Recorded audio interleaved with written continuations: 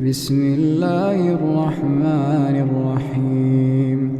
اور قرب قیامت میں اتنی دیر تک قیامت نہیں آئے گی جب تک پوری دنیا پر اسلام نہیں پھیل جائے گا۔ پوری دنیا پر اسلام نہیں پھیل جائے گا، شرق سے لے کر غرب تک، شمال سے لے کے جنوب تک۔ کائنات کی ایک چھت بھی ایسی نہیں ہوگی جہاں محمد عربی کے نام کا جھنڈا نہیں جھول رہا ہوگا، حضور کے نام کے پھریرے لہرا رہے ہوں گے۔ یہ اللہ کے محبوب کی عظمت ہے۔ کفر مٹ جائے گا اور ہر طرف اسلام کا بول بالا ہوگا۔ خلیفۃ المسلمین حضرت امام مہدی کی خلافت علی منہاج النبوہ قائم ہوگی، اسی طریقے پہ قائم ہوگی۔ حضرت عیسیٰ علیہ السلام کے انفاس کی مہک سے دجال پگھلتا چلا جائے گا اور حضور کے دیوانے آگے بڑھ بڑھ کے اسلام کے جھنڈے گاڑتے چلے جائیں گے اور پوری کائنات کے اندر پھریرے حضور کے ہوں گے۔ تو فرمایا انا الماہی، میں ماہی ہوں۔ اللہ اکبر۔ الذی یمحو اللہ بی الکفر، اللہ میری وجہ سے کفر کو مٹا ڈالے گا۔ ہر طرف اسلام کے پھریرے لے۔ وانا الحاشر الذی یحشر الناس علی قدمی، اور میں حاشر ہوں، اور قیامت کے دن جو ہے وہ لوگ میرے پیچھے پیچھے آئیں گے اور میرے قدموں پہ آئیں گے۔ فرمایا سب سے پہلے میری قبر کشادہ ہوگی، اور پھر ابو بکر کی قبر، پھر حضرت عمر کی قبر۔ تو دائیں ہاتھ میں ابو بکر کا ہاتھ ہوگا، بائیں ہاتھ میں عمر کا ہاتھ ہوگا۔ ہاکذا نبعث یوم القیامہ، فرمایا قیامت کے دن ہم قبروں سے ایسے ہی اٹھیں گے۔ اللہ اکبر، کیا شان ہوگی، کیا عظمت ہوگی، کیا رفتوں کے پھریرے ہوں گے۔ اور پھر حضور حشر میں آئیں گے۔ اللہ اکبر۔ پھر حشر میں حضور کا آنا اور پھر لوگوں کی پناہ بننا، لوگوں کے لیے امان بننا، پیش حق مجدہ شفاعت کا سناتے جائیں گے۔ آپ روتے جائیں گے، ہم کو ہنساتے جائیں گے۔ وسعتیں دی ہیں خدا نے دامن محبوب کو، جرم کھلتے جائیں گے اور وہ چھپاتے جائیں گے۔ وَأَنَا الْعَاقِبُ الَّذِي لَيْسَ بَعْدَهُ نَبِيٌّ، اور میں عاقب ہوں۔ عاقب، اور عاقب وہ ہوتا ہے جس کے بعد کوئی نبی نہیں ہوتا۔ پس خدا بر ما شریعت ختم کر، بر رسول ما رسالت ختم کر۔ اللہ نے حضور کے بعد نبوت کا دروازہ بند کر دیا۔ اب کسی نبی کے آنے کی ضرورت نہیں۔ تمام انبیاء کی صفات کے جامع حضور علیہ الصلوۃ والسلام کی ذات ستودہ صفات ہیں۔ حسن یوسف دم عیسیٰ ید بیضا داری، آنچ خوباں ہما دارند تو تنہا داری۔ جو مختلف انبیاء کے اندر کمالات موجود ہیں وہ سارے ایک پیکر میں دیکھنے ہو تو محمد عربی کی چوکھٹ پہ آ جاؤ۔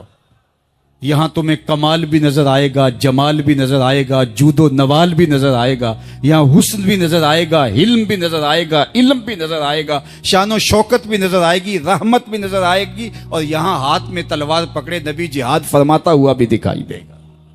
ساری شانیں ایک پیکر کے اندر، ایک وجود کے اندر جو ہے وہ جمع کر دی گئی ہیں۔ حضور نے ارشاد فرمایا قرب قیامت میں جب حضرت عیسیٰ آئیں گے اور حضرت عیسیٰ علیہ السلام آئیں گے اور پھر دین کی تنفیذ ہوگی، خنزیر کو قتل کریں گے، شراب ختم کر دی جائے گی، صلیب کا نشان توڑ دیں گے، کفر مٹ جائے گا، اسلام کا جھنڈا کائنات کی ایک ایک چھت کے اوپر لہرا رہا ہوگا۔ جب حضور کا دین پوری دنیا کے اوپر غالب ہوگا تو حضور فرمایا والذی نفسی بیدہ، فرمایا مجھے قسم ہے اس رب کی جس کے قبضے میں میری جان ہے۔ جب حضرت عیسیٰ یہ سب کچھ کر چکے ہوں گے تو پھر وہ میری قبر پہ حاضری دینے کے لیے آئیں گے۔ اللہ اکبر۔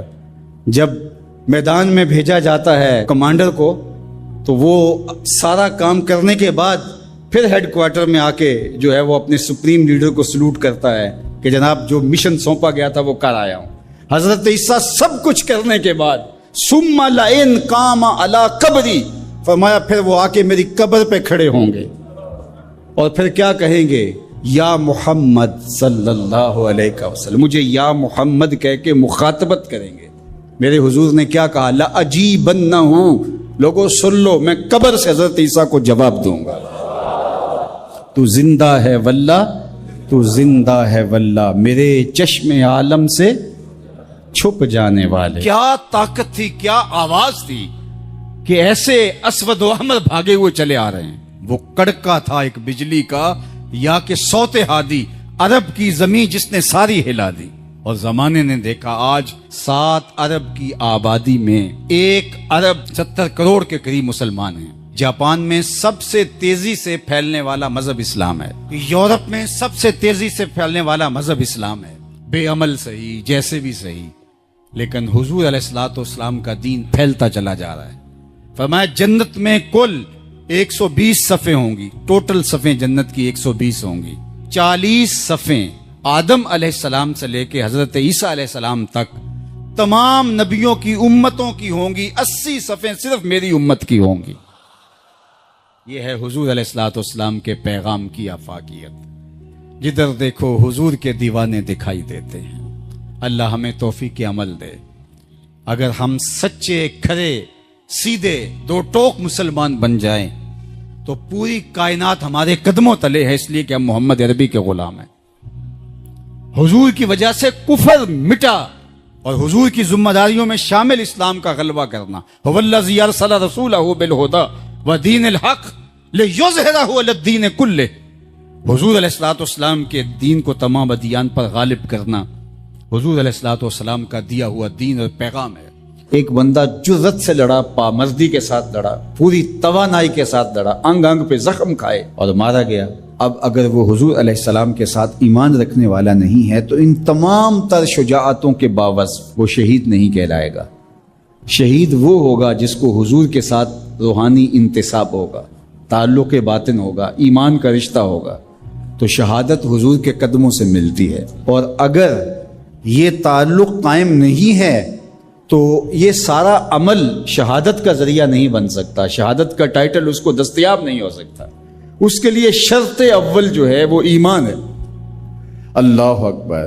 تو جس شہید کو حضور پر ایمان لانے کے نتیجے میں شہادت نصیب ہوتی ہے اور وہ مردہ نہیں زندہ کہلاتا ہے، اور قرآن کہتا ہے کہ اسے مردہ کہنا بھی نہیں، مردہ گمان بھی نہیں کرنا، تو مجھے بتاؤ جس نبی کے قدموں کے صدقے سے یہ شہادت نصیب ہوئی، اس نبی کی اپنی حیات طیبہ کا عالم کیا ہوگا، اپنی زندگی کا عالم کیا ہوگا۔ حضرت ابو درداء رضی اللہ تعالیٰ عنہ فرماتے ہیں کہ حضور علیہ السلام نے فرمایا کہ جمعے کے دن کثرت کے ساتھ میرے اوپر درود پڑھا کرو، یہ یوم مشہود ہے، اس دن فرشتے حاضر ہوتے ہیں اور یہ تمہارا درود میرے اوپر پیش کیا جاتا ہے۔